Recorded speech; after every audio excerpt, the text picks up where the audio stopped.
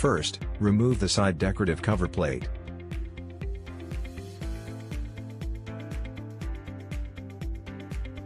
The fastener is located here.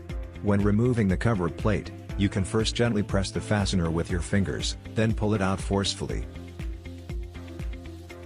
Loosen the screws of the large drive wheel and remove both the screws and the pressure cap together.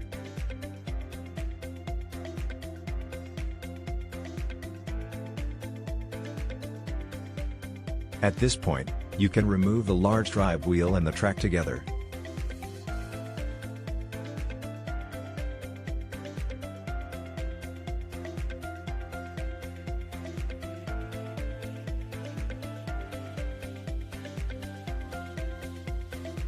When installing the new track, make sure that the side with the longer pointed end faces outward.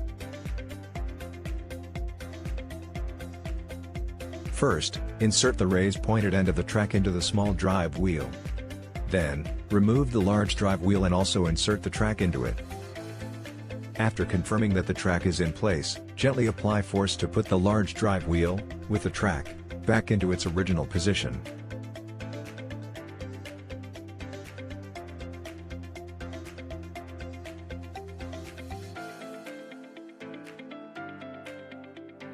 Install the pressure cap securely and tighten the screws.